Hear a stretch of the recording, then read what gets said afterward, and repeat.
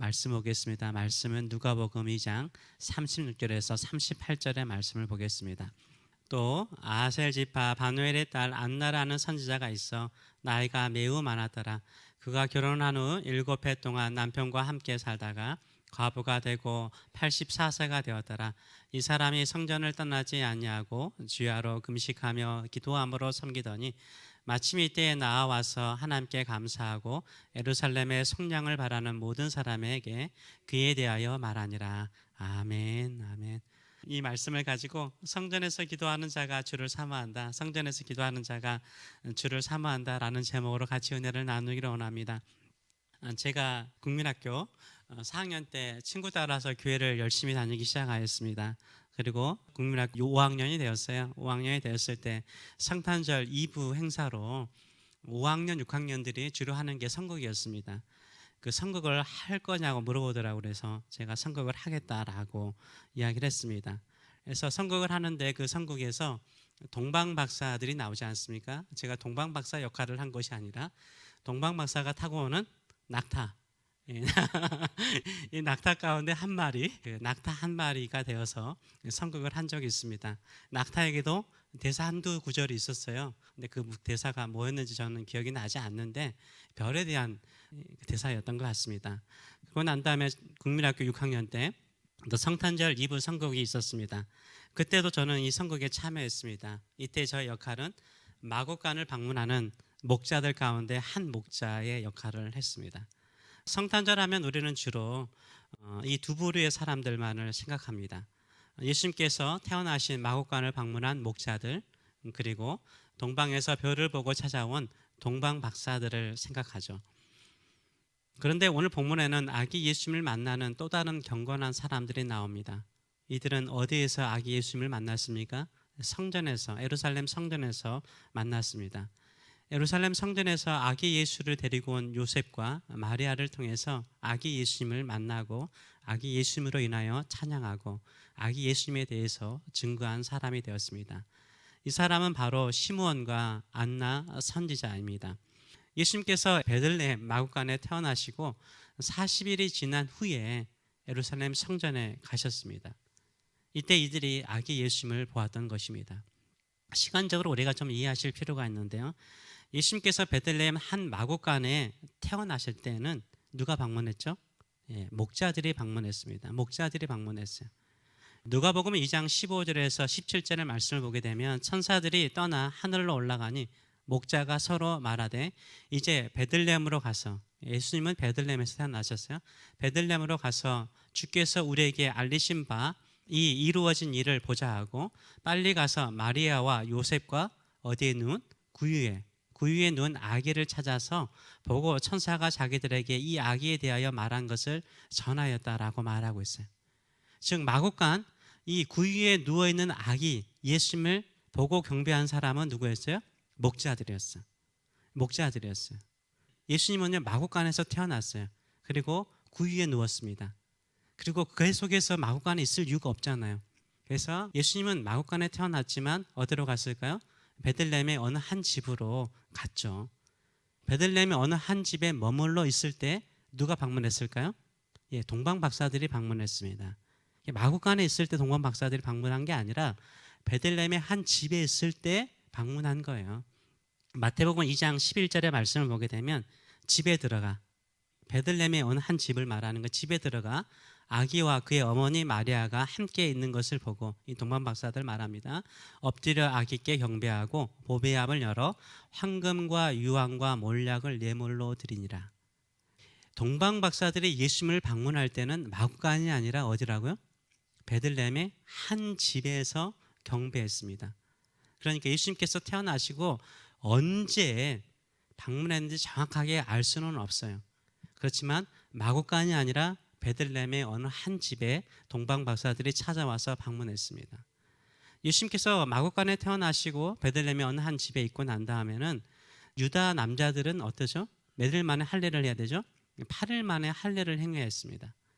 8일 만에 할례를 할 뿐만 아니라 아이를 낳은 산모는요 7일 동안, 아이를 낳고 7일 동안 부정하고 33일 동안은 뭐냐면 33일 동안도 부정한 이 하혈을 한 상태이기 때문에 부정한 거예요. 그래서 사람들, 외부인들을 만나기가 쉽지 않았고 특별히 성전에 가는 것은 금지되었습니다. 레위기의 말씀을 보게 되면 이렇게 나오죠. 12장, 레위기 12장 2절에서 4절 말씀 보게 되면 이스라엘 자손에게 말하여 이르라. 여인이 임신하여 남자아이를 낳으면 그는 이래 동안 7일 동안 부정하리니 곧 월경할 때와 같이 부정할 것이며 여덟째 날에는 그 남자아이의 표피를 벨 것이라. 이게 할례를 말하는 것입니다. 할례를 행한 거죠. 또 그 여인은 아직도 33일을 지내야 사녀리 깨끗하리니 정결하게 되는 기한이 차기 전에는 성물을 만지지도 말며 성소에 들어가지도 말 것이다 라고 말을 하고 있어요. 그래서 여자는 40일 동안 어때요? 정결 의식의 시간이기 때문에 성전에 방문할 수가 없는 거죠.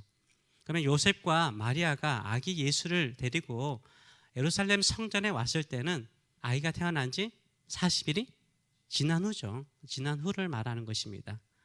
첫째 아들은요, 하나님의 것이에요. 그래서 하나님께 봉헌하는 게 있습니다. 그래서 베들레헴과 예루살렘은 아주 먼 거리가 아니에요. 하루길이면 갈 수 있는 거리예요.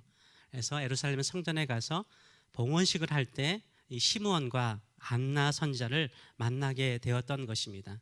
본문 24절의 말씀을 보게 되면 할례할 8일이 되매, 예수님이 할례가 8일 되매 그 이름을 예수라 하니 곧 잉태하기 전에 천사가 일컬은 바라.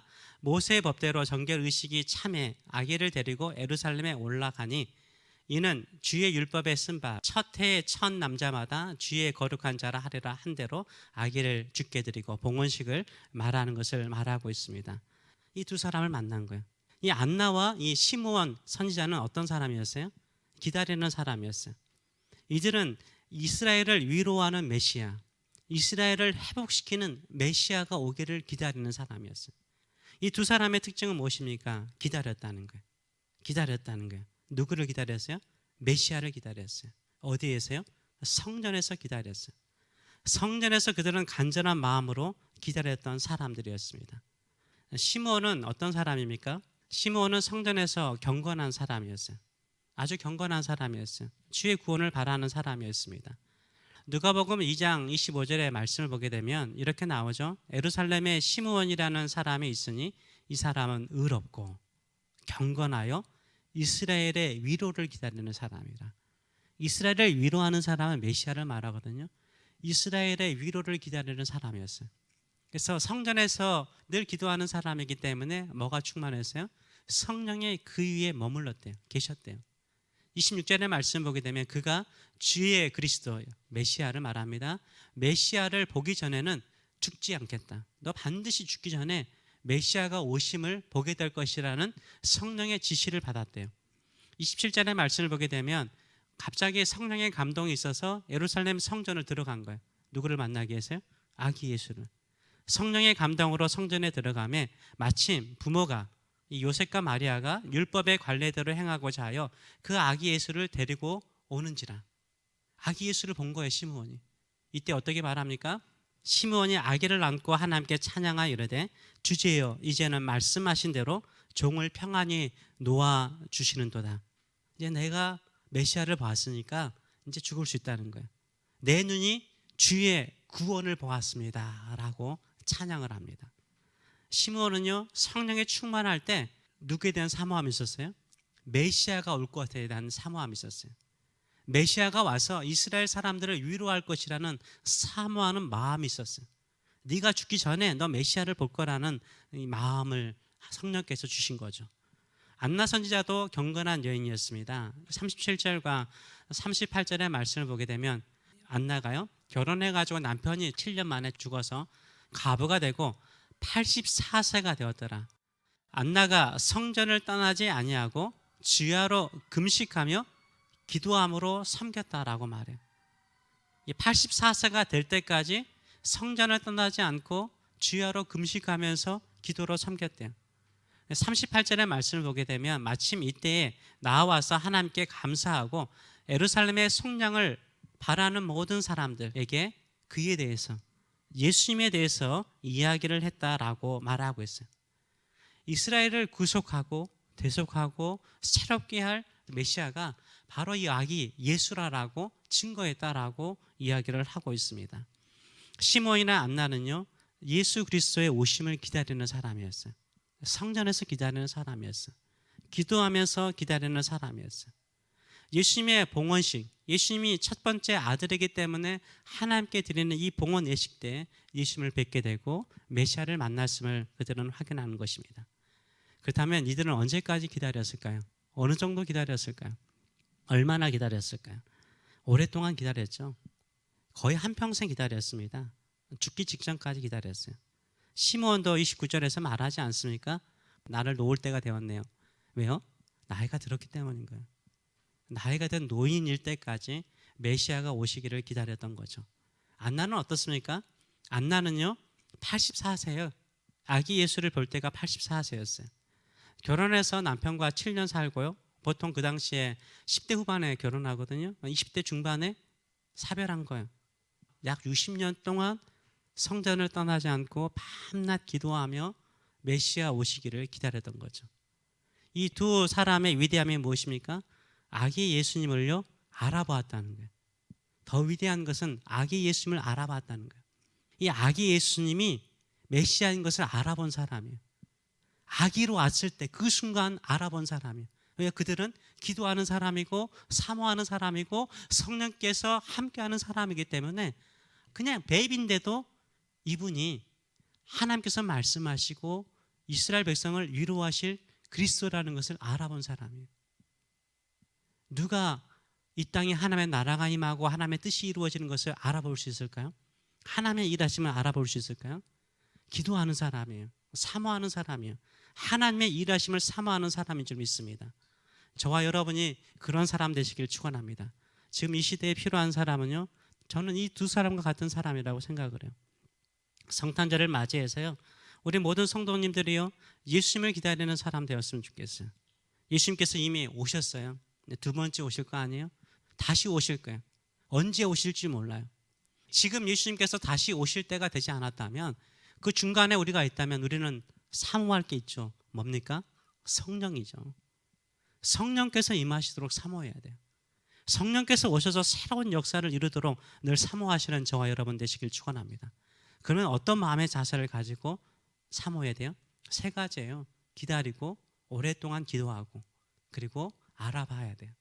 이 시대가 어떤지, 예수님께서 성령께서 오셔야 될 시대가라는 것을 그런 눈을 가지고 살아가시는 저와 여러분 되시길 축원합니다. 그래서요 원망하지 않아요. 기다리는 사람은 원망하지 않아요. 안나 선지자는요 자신의 인생을 불행하다라고 원망할 수 있었어요. 왜요? 남편과 고작 7년 살았거든요. 과부가 되었어요. 안나에게 가장 큰 충격적인 사건이죠. 남편을 잃은 거 얼마나 큰 충격이에요. 불행이죠. 안나는요 원망하지 않아요. 원망하고 불평하였다면 어떻게 성전에 와서 기도하는 여인, 한평생 기도하는 여인으로 살아갈 수 있겠어요? 원망하지 않았어요. 여자가 과부가 된다는 것은요 그 당시에 인생의 가장 큰 불행이었어요. 보호자가 없는 거예요. 지금이야 여자분들이 경제적인 능력이 있으니까 홀로 살아갈 수 있지만 그 당시에는 여자 혼자 살기 힘들어요. 보호자가 없고요, 먹고 살게 만드는 공급자가 없는 거예요. 불행 그 자체였어요. 근데 안나는요 그걸 불평하지 않아요. 오히려 어디로 와요? 하나님께 더 가까이 와요. 성전으로 와요. 하나님께 포커스를 둬요. 기도해요. 안나 선지자에 대해서 아셀 지파라고 말해요. 아셀 지파. 아셀 지파 들어본 적 있어요? 아셀 지파 가운데 유명한 사람 있어요? 아는 분 있어요? 없잖아요. 주로 좀 유명한 분들은요, 알려진 분들은 유다 지파 아니면 베냐민 지파예요. 그런데요 성전에서 그 60여 년 동안 기도한 여인이 아셀 지파 안나가 나오고 있는 거예요. 과부가 된 것도 불행을 하고 생각하면 불행이 될 수 있어요. 근데 이 안나는요 그렇게 생각하지 않았어요. 다른 사람이 볼 때는 불행을 하고 생각할 때 하나님의 나라가 임하는 것을 사모하는 기도의 종으로 부르셨다라고 생각을 했던 거죠. 그래서 기도하는 자에게는요 늘 마음에 기도하면 기도할수록 뭐가 생기냐면 주께서 오실 것을 사모하는 거예요. 성령께서 임하실 것을 사모하는 거예요. 자신의 불행으로 생각하는 것이 아니라 하나님의 다른 뜻으로 생각하는 거죠. 그것이 그의 인생을 새롭게 만드는 거예요. 또 성전에서 기도하는 사람은요, 그래서 성령에 충만해져요. 성령 충만은 기도하는 사람에게 임하는 거예요. 성령의 충만은 기도하는 사람에게 임하는 거예요. 시므온도 성전에서 기도하는 사람이기 때문에 성령이 그 위에 머물렀던 거죠. 안나도 기도하는 사람이었기 때문에 하나님께서 그에게 오래 살 수 있는 기간을 주신 거예요. 예수님을 알아볼 수 있는 능력을 주신 거예요. 그 예수님에 대해서 증거할 수 있는 사람이 되게 하신 거예요. 기도가요, 성령이 임하는 마음이 되는 거예요. 자기 욕심이나 탐욕을 위해서 기도하는 사람은요, 성령이 임하지 않으세요. 하나님의 나라가 임하고 하나님의 뜻이 이루어지고 하나님의 역사에 나와 나의 자녀와 가정이, 교회가 쓰임받도록 늘 사모하면요, 성령 충만해져요. 남들이 보지 못하는 거 보게 만드세요. 남들이 알지 못하는 거 알게 만들어요. 남들이 분별하지 못한 거 분별하게 만드세요. 성령에 충만한 사람이기 때문인 거예요. 이 성탄절을 맞이하여서 기도하는 사람, 성령에 충만한 사람 되시는 저와 여러분 되시길 축원합니다. 그래서 성전에서 기도하는 사람은요, 결국은요, 하나로 모아져요. 초점이 모아지는 거예요. 뭘로 모아질까요? 예수님께 모아지는 거예요. 예수님이 오셔야 된다. 메시아가 오셔야 된다. 이 세상이 바뀌고 나의 불행이 바뀌고 나의 삶이 바뀌고 나의 자녀가 바뀌고 이 시대가 바뀌고 이 세상이 바뀔 수 있는 것은 예수님이 오셔야 된다라는 믿음을 갖게 돼요. 그래서 예수님이 오시기를 사모하는 거예요. 예수님께서 우리 가정 안에, 우리 자녀 안에, 우리 교회 안에 임하셔야 된다. 예수님의 영이신 성령이 임하셔야 된다. 이런 믿음을 가지게 되는 줄 믿습니다. 왜냐하면 물질이 나를 위로하는 것이 아니라, 성공이 나를 위로하는 것이 아니라 주의 복음이 우리를 위로하고 하나님의 나라가 임할 때 우리의 마음의 위로를 얻고 하나님의 뜻이 이루어질 때 우리 심령에 구속함이 있는 줄 믿습니다. 그런 놀라운 은혜를 사모하시는 저와 여러분 되시길 축원합니다. 저는 최근에 기도하면 기도할수록 마음이 너무 아파요. 진짜 아파요. 미국의 약물 중독자로 사망하는 수가요, 하루 평균 256명이에요. 오늘 하루 256명이 약물 때문에 죽는 거예요. 시간당 1시간 지날 때마다 시간당 10.6명이라고 그러더라고요. 11명 정도. 그렇게 많이 죽어요. 2008년 기준으로 해서요, 미국에서 2억 3천만 개의 우울증 약의 처방이 있었대요. 지금은 코비드 때문에 움직이지 못하는 사람 더 우울하잖아요. 그리고 14년이 지났기 때문에 거의 한 2배 이상 판매되고 그 약을 의존해 살고 있지 않을까라는 생각을 해봐요. 우울증은 정신과에서는 마음의 감기라고 그러죠. 감기라고. 누구에게나 걸릴 수 있는 거예요. 우울하다고 너무 뭐라 하지 마세요. 우울증은요, 누구나 걸릴 수 있는 감기인 거예요. 근데요, 감기도요, 독감이 있잖아요. 감기로 죽는 사람도 있고 독감으로 죽는 사람이 있잖아요.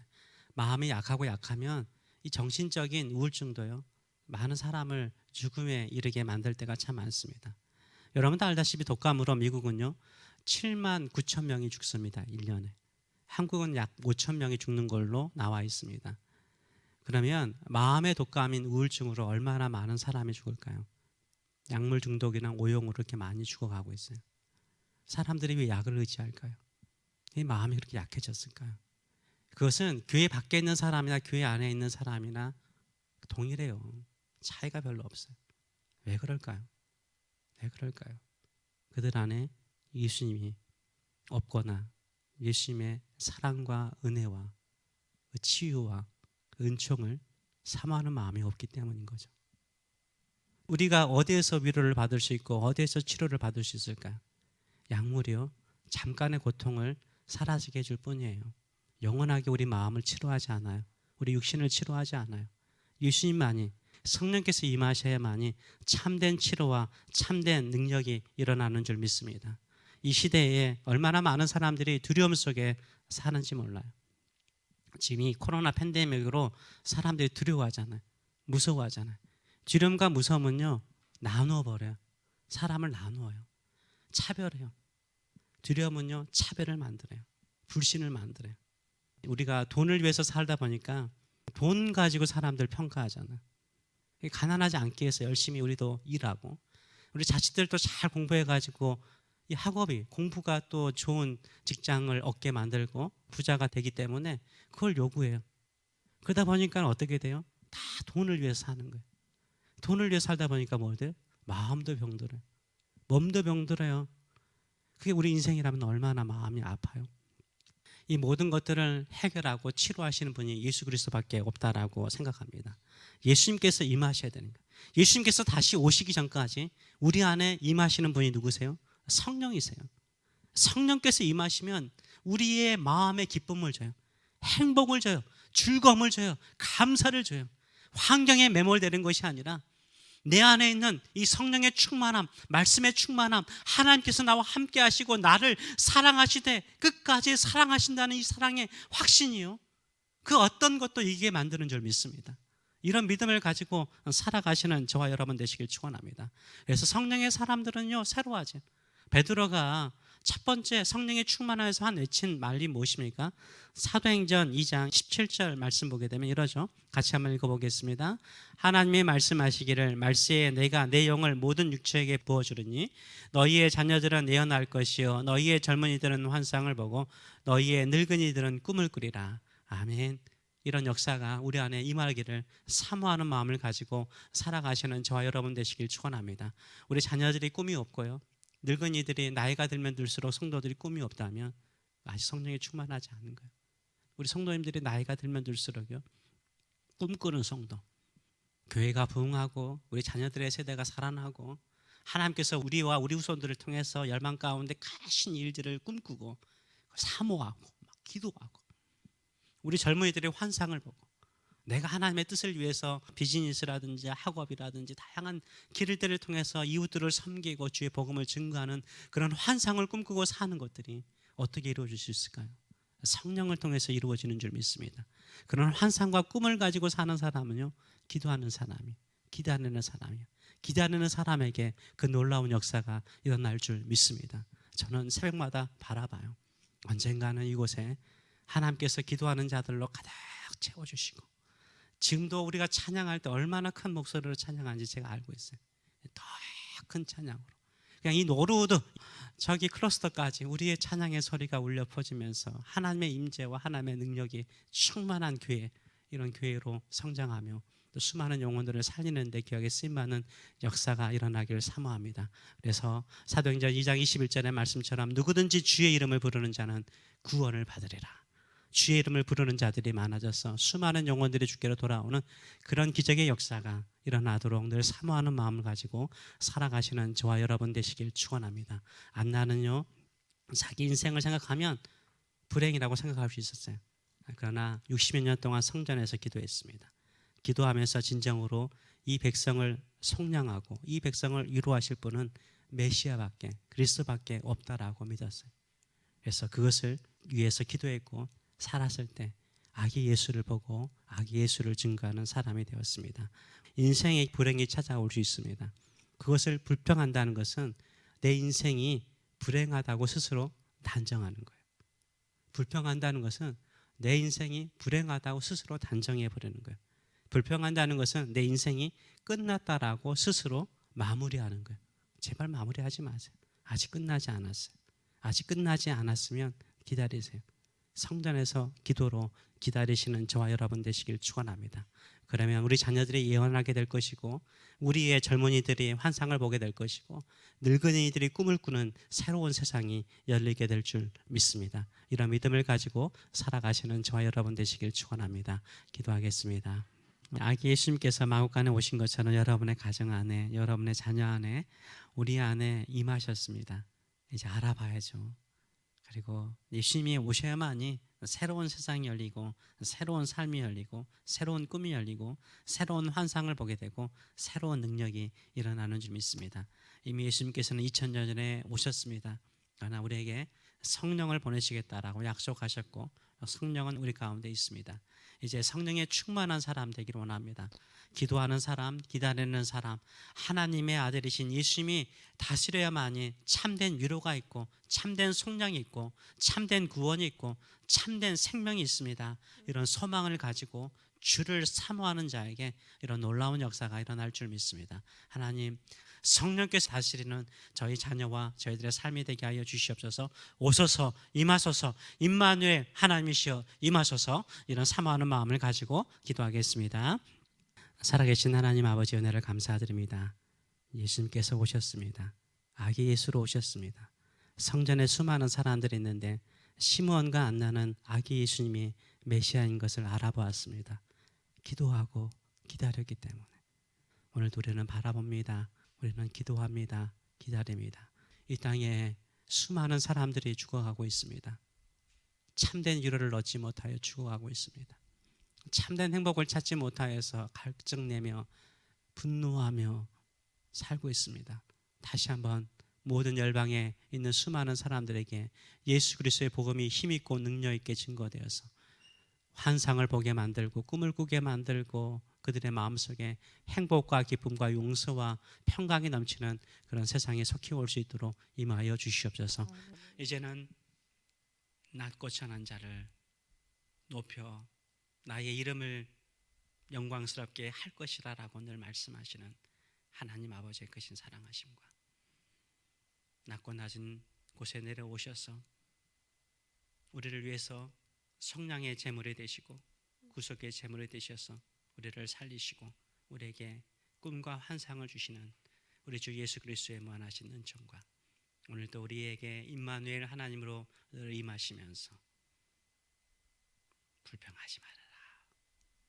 네 인생 지금 끝난 것이라고 불평하지 말아라. 기다리고 기도하면 기다리면 네가 그렇게 보고 싶었고 꿈꾸었고 환상을 꾸었던 것들이 너와 너의 자녀와 가정 안에 교회 안에 이루어질 거라고 늘 소망을 심어주시는 성령의 임재하심과 교통하심이 살아가는 성도들 머리 위에 자녀들 머리 위에 영원토록 함께 하시기를 축원하옵나이다. 아멘.